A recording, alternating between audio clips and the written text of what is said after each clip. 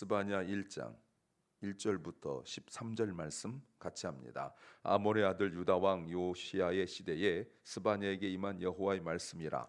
스바냐는 히스기야의 현손이요 아마랴의 증손이요 그다랴의 손자요 구시의 아들이었더라. 여호와께서 가라사대 내가 지면에서 모든 것을 진멸하리라. 내가 사람과 짐승을 진멸하고 공중의 새와 바다의 고기와 거치게 하는 것과 악인들을 아울러 진멸할 것이라. 내가 사람을 지면에서 멸절하리라. 나 여호와의 말이니라. 내가 유다와 예루살렘 모든 거민 위에 손을 펴서 바알에 남아 있는 것 그곳에서 멸절하여 그 마름이라 이름과 그 및 제사 그 제사장들을 아울러 멸절하며 무릇 지붕에서 하늘의 일월 성신에게 경배하는 자와 경배하며 여호와께 맹세하면서 말감을 가리켜 맹세하는 자와 여호와를 배반하고 좇지 아니한 자와 여호와를 찾지도 아니하며 구하지도 아니한 자를 멸절하리라. 여호와 주 여호와 앞에서 잠잠할지어다. 이는 여호와의 날이 가까웠으므로 여호와가 희생을 준비하고 그 청할 자를 구별하였음이니라. 여호와의 희생의 날에 내가 방백들과 왕자들과 이방의 의복을 입은 자들을 벌할 것이며 그날의 문턱을 뛰어넘어서 강포와 괴휼로 자기 주인의 집에 채운 자들을 내가 벌하리라.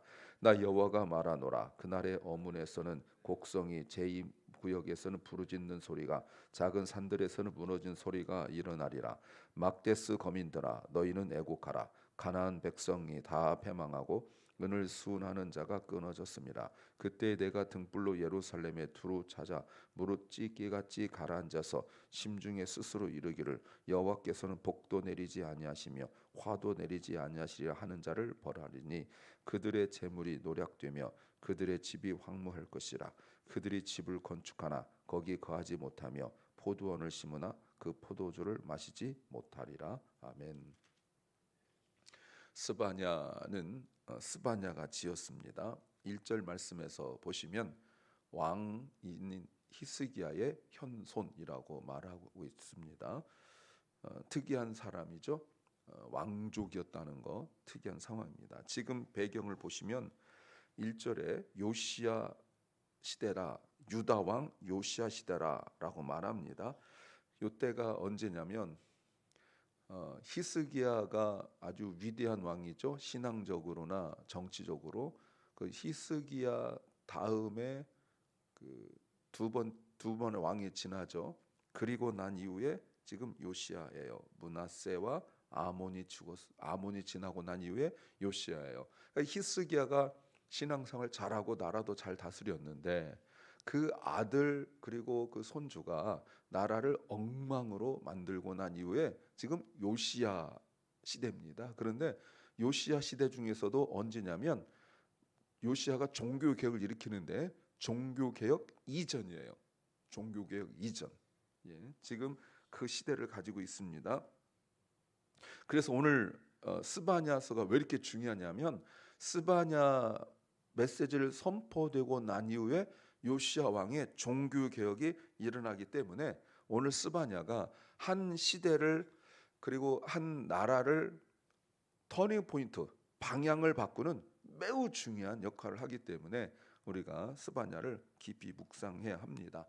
또 그리고 난 이후에 종교 개혁이 일어났으나 여전히 변하지 않는 사람들이 있어요. 여전히 옛습관과 여전히 잘못된 신앙의 그 모습을 가지고 있는 자들에게 주는 심판의 메시지다라고 볼 수 있습니다. 오늘 그 말씀을 보시면 유다 왕이라는 것, 예루살렘의 심판이 임한다는 것이 겨우 굉장히 충격적이고요.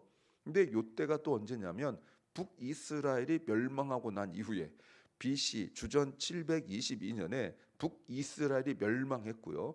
그리고 요시야 왕 때니까 고 어간이란 말이에요. 그런데도 북이스라엘이 멸망당했던 것을 남유다 예루살렘은 하나님의 징계의 사인으로 그 모습으로 보지 않고 우리는 괜찮으리라라고 잘못된 착각을 하고 있는 상황이에요. 그래서 하나님의 안타까움이 무엇이냐면 너의 동족인 북이스라엘이 이렇게 멸망당했는데도 우리는 괜찮으리라라고 생각하는 그 착각에 대하여 하나님께서 깨우쳐 주시죠. 그리고 스바냐에서는 예루살렘뿐만 아니라 주변의 나라들도 모두 심판을 받는데 이게 여전히 충격인 것이 바로 그거예요. 예루살렘 사람들은 주변 나라들 심판받는 것에 대하여서는 크게 놀라지 않습니다. 그런데 예루살렘이 심판받는다는 것, 성전이 심판받는다는 것, 이것에 대하여 충격적이고, 더욱 충격적인 것이 다른 이방인 나라들과 유다가 같은 등급으로 심판의 대상이 된다는 것은 매우 충격적인 일이다라고 말할 수 있습니다. 하나님의 변함없으신 성품을 우리가 잘 알아야 되는데, 스바냐에서 계속 강조하고 있는 하나님의 성품은 거룩입니다. 거룩. 그리고 가장 중요한 단어가 오늘도 몇 번 나오는데 여호와의 날, 심판의 날, 이것이 매우 중요한 핵심어라고 말할 수 있습니다. 오늘 본문은 13절까지 잘랐는데 좀 아쉽기는 해요. 왜냐하면 1장 1절부터 6절까지가 유다에게 담보가 오는 심판의 내용이고 1장 7절부터 3장 30절까지가 여호와의 날에 관한 내용이기 때문에 책에서 자른 것은 조금 아쉽기는 합니다.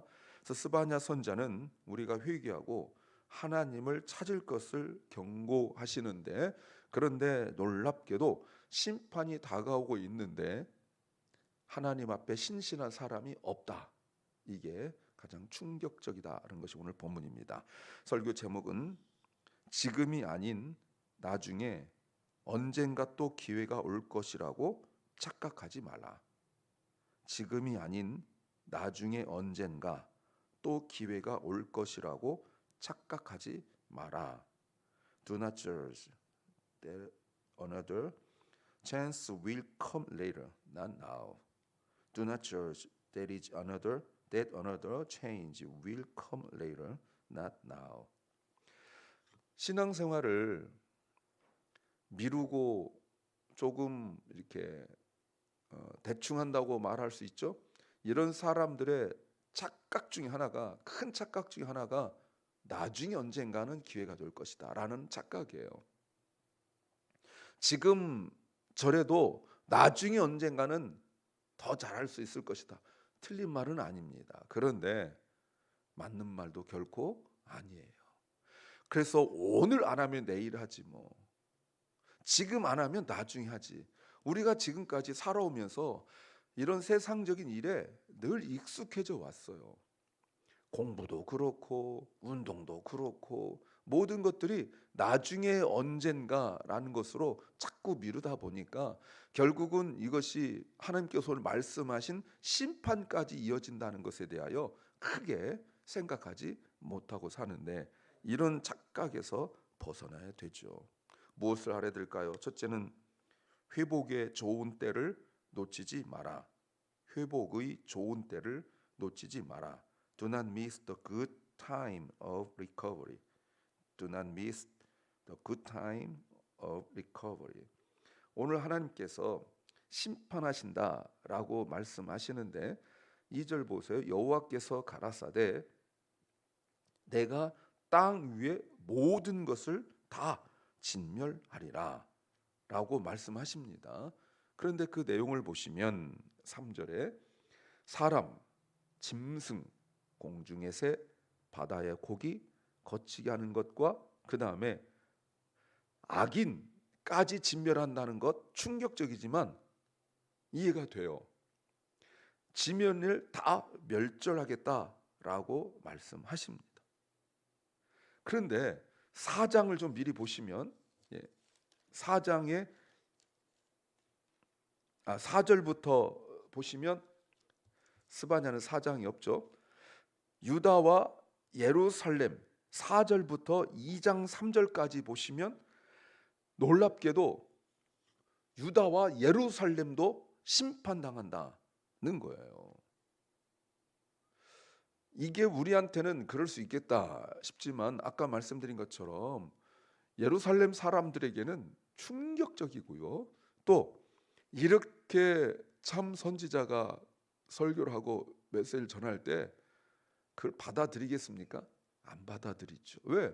예루살렘은 절대 멸망하지 않을 거라는 착각, 자기들 나름대로의 확신이 있기 때문에 그런 거예요. 근데 하나님께서 말씀하시기를 유다와 예루살렘이 4절부터 멸망당하는 것에 대하여 말씀하십니다.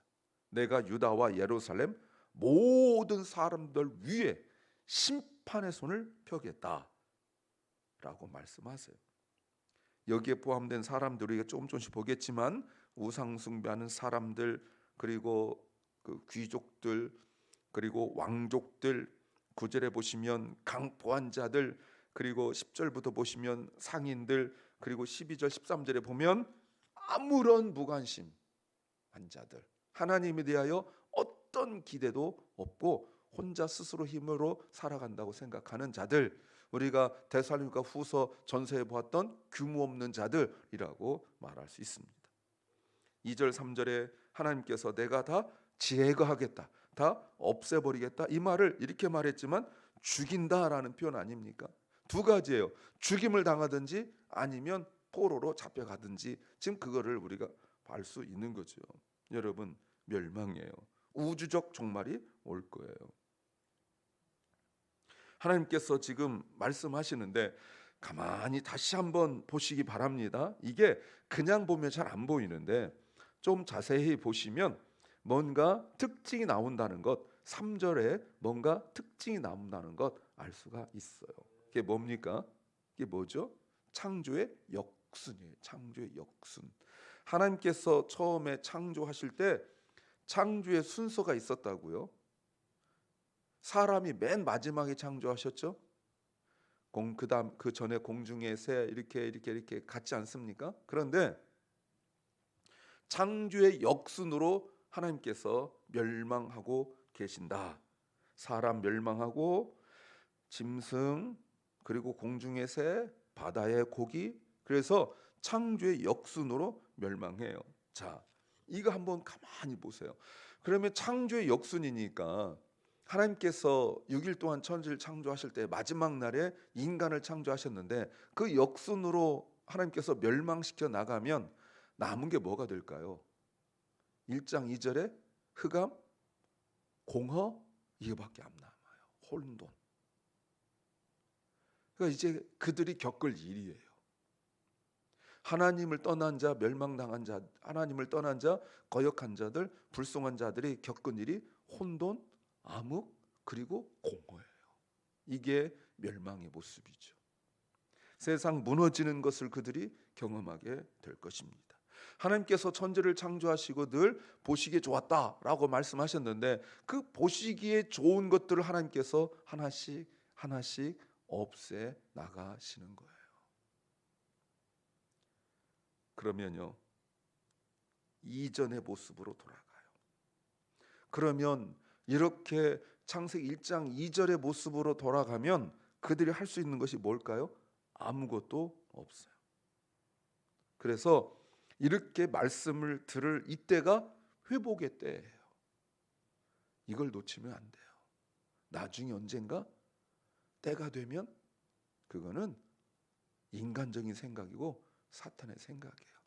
여러분 여러 번 들으셨겠지만 사탄이 쓰는 전략 중에 예전에는 죽이고 이랬는데 요 근래는 어떻게 한다고요? 자꾸 미루게 해요. 기도도, 봉사도, 예배도, 섬김도, 전도도 자꾸 미루고, 언젠가는 하겠지. 마치 공부 안 하는 애들이 책 쌓아놓고 언젠가 하겠지라고 졸업하고 그 책을 버리는 것처럼 말이죠. 두 번째는 내 유익을 앞세우지 마라.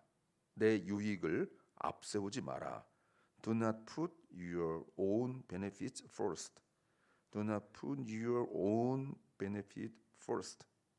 하나님께서 오늘 유다 백성을 말씀하십니다. 4절에 유다와 예루살렘 모든 거민이라고 말씀하십니다. 자, 유다와 모든 백성이 왜 이방 사람들과 똑같이 심판받습니까? 이방의 심판이 뭐죠? 하나님 믿지 않는 죄잖아요. 그런데 유다 백성들은 예루살렘은 성전이고 하나님을 믿음에도 불구하고 왜 이방 사람들과 똑같은 심판을 당하는가? 보시면 4절부터 이런 말씀하고 있어요. 바알에 남아있는 것, 바알을 섬기고 있죠. 그리고 1월 성신을 섬기고 있다라고 말씀하십니다. 1월 성신 5절에 보시면 지붕 위에 올라가서 1월 성신을 섬기고 있어요. 그리고 또 말감 또는 밀곰이 있죠. 몰렉을 섬기고 있는 자들을 하나님께서 말씀하십니다. 암몬 족속의 신이죠. 아이들을 제물로 바치는 그런 신입니다. 오늘 보시면 어디에도 하나님을 섬기는 모습이 안 나와요. 이방이에요. 너무나 세상적이에요. 그런데 이들이 하는 행동을 보십시오. 5절에 하나님을 가리켜 맹세를 하면서도 말감을 가리켜 맹세해요. 혼합주의죠. 하나님을 믿지만 또 다른 신을 믿어요. 재물의 신, 하나님을 믿지만 풍요의 신을 또 믿어요. 하나님을 믿으면서 또 다른 신들을 믿어요. 이게 충격이죠. 문제는 뭡니까? 이런 것에 대하여 문제의식을 갖지 못한다는 거예요. 그러면 왜 하나님을 섬기고 또 다른 신을 섬깁니까? 단 한 가지 이유예요. 나의 유익이에요. My own benefit. 그 유익도 어떤 유익입니까? 경제적 유익이에요. 풍요로움, 나 편하고 나 좀 잘 살고 싶다라는 단 한 가지 마음이에요. 하나님 앞에서 하나님께서 제일 경계한 거 10계명에서 1계명부터 보시면 우상 숭배거든요. 하나님 외에 다른 신들을 섬기는 그 일이거든요. 이게 바로 거룩하지 못한 모습이죠. 그런데 그들이 하나님에 대하여 자기 유익을 위하여 잘 먹고 잘 살고 윤택한 것을 위하여 예배가 점점 하나님이 점점 뒤로 물러나게 되는 거예요. 그러다가요. 하나님 섬기는 것도 아무런 나에게 유익이 되지 않는다 싶으면 버려요. 내 유익이 기준이 되면 언젠가 나중에 라고 생각하게 되죠. 세 번째는 지금 이 모습에 만족하지 마라. 지금 이 모습에 만족하지 마라. Do not be satisfied with this present state. Do not be satisfied with this present state. 가장 충격적인 것이 무엇입니까? 지금 이런 상황 속에서 자기가 신앙생활을 잘하고 있다고 착각하고 있는 거예요. 예배가 아무런 감동도 없고 말씀이 아무런 그 감동도 없고 예배를 소망하거나 예배를 사모하지도 않아요. 우리가 지난번에 시편 말씀을 보셨지만 성전에 올라가는 노래를 보셨잖아요. 그 성전 올라가는 사모함 이런 게 없어요. 번거롭고 귀찮고 힘들고 예배를 가는 것이 의무적으로 안 가면 죽거든요. 그러니까 가긴 가는데 그 마음에 하나님에 대한 기대가 아무것도 없어요. 그래서 하나님께서 이런 말씀하세요. 7절 주 여호와 앞에서 잠잠할지어다. 보이십니까? Be silent before God. 하나님 앞에서 입 다물라. 이 말이 쉿 이 말과 같대요. 하박국 2장 20절 말씀에 너희는 하나님 앞에서 잠잠할지어다. 왜? 입을 열면 다 죄예요. 입만 열면 세상적이고 입만 열면 하나님을 거역하는 말이고 입만 열면 다 하나님께 불충하는 말, 하나님 영광을 돌리지 않는 말, 그런 말만 하는 거예요. 출애굽기 14장에서 홍해 앞에서 이런저런 불평하고 상황을 분석하고 죽겠네 살겠네 하는 자들에게 모세가 여호와 앞에서 잠잠할지어다 입 다물어 라고 말했잖아요. 그런데 마치 자기들이 뭔가 아는 것처럼 자꾸 말한다고요.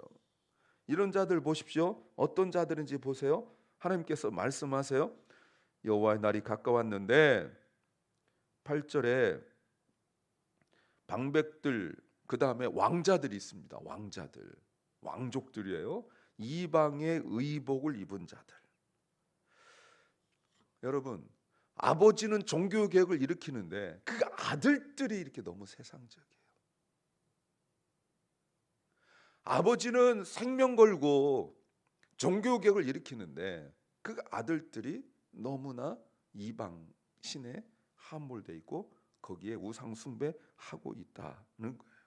생활 속에 우상 숭배가 깊이 스며들고 말았어요. 뿐만 아니라 5절 그날의 문턱을 뛰어넘어 강포와 괴울로 자기 주인의 집에 채운 자들 내가 벌하리라. 남의 물건 탐내죠. 10절 나 여호와가 말하노라 그날의 어문에서는 곡성이 제2구역에서는 부르짖는 소리가 작은 산들에서는 무너지는 소리가 날 것이다. 다 멸망하고 막데스 거미나 너희는 애곡하라 가나안 백성이 다 패망하고 은을 수원하는 자가 끊어졌습니다. 이거는 상인들이에요. 장사하는 사람들. 왜 은을 가져죠? 은을 가져다 수입해서 우상을 만들거든요. 복을 좀 더 잘 받으려고 나무로 만드는 것이 복을 못 받을까봐 은을 사다가 은을 수입해서 수입을 가지고 그것 가지고 그 우상을 만들고 이렇게 하는 거예요. 근데 하나님께서 그 우상을 수입하는 장사하는 사람들, 사업하는 사람들 하나님께서 멸망시키니까 이제는 은을 가지고 두라야 우상을 만들 텐데 못 만들게 되는 거예요. 근본을 하나님께서 잘라버리죠. 남의 것만 탐내고 막 이러는 거예요. 고리대금하고 그러는 거예요. 왜 이렇게 생각합니까? 12절에 사람들이 말하기를 심중에 말하기를 여호와는 복도 내리지 않고 화도 내지 않는 분이다 이렇게 말하고 있죠. 그럼 어떻게 살아야 돼요?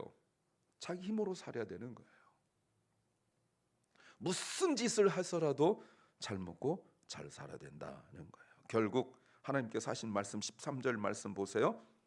그들의 재물과 재산을 다 빼앗겨 버리고 말겠다. 그들의 노력, 집을 지었는데 그 집에 들어가서 못 살고 포도원을 만들고 잘 돌봤는데 그 포도주를 마시지 못해요. 죽어라 고생해서 남존을 시키죠. 누가복음에 나오는 어리석은 부자와 마찬가지예요. 그렇게 수고했지만 하나님께서 오늘 내 생명 가져가면 이것이 누구시 되겠느냐 하나님께서 말씀하시죠. 그럴 때 여러분 충격적인 말씀 보십시오. 12절에 내가 등불로 예루살렘에 두루 찾아 무릇 찢기같이 가라앉아서 심중에 여러분 찢기같이 가라앉았단 말이 무슨 말이냐면 고집 부리고 있다는 거예요. 고집 부리고 있다. 아무리 말씀하셔도 말씀을 들어도 예배를 들어도 변함없이 자기 기준과 판단으로 살아가는 자들에 대하여 찢기가 가라앉았다. 구정물 가라앉았다 이런 뜻입니다. 여러분 이들은 지금 심판받아 마땅한데 지금 이 정도면 신앙생활 잘하고 있다고 착각하고 있는 그들에게 나중에 언젠가는 더 잘 믿겠지? 나중에 기회가 되면 내가 조금 풍요로우면 여러 가지 여유가 생기면 좀 더 잘 섬기겠지라는 착각에서 벗어나서 오늘이 하나님을 잘 섬길 수 있는 가장 좋은 날이라는 것 깨닫기 바랍니다. 기도합니다. 주님, 지금 말씀을 들을 때가 하나님을 더 잘 섬길 수 있는 가장 좋은 때인 것을 깨닫게 하여 주옵소서. 나중에 언젠가 더 잘 섬기고 예배할 때가 올 것이라는 착각을 버리게 하여 주옵소서. 사랑 결란과 우리 자녀들이 다음 시대 다음 세대가 하나님을 잘 섬길 수 있도록 은혜 베풀어 주시고 회복하게 하여 주시옵소서. 아버지 하나님 인생과 시간을 낭비하지 말게 하여 주시옵소서.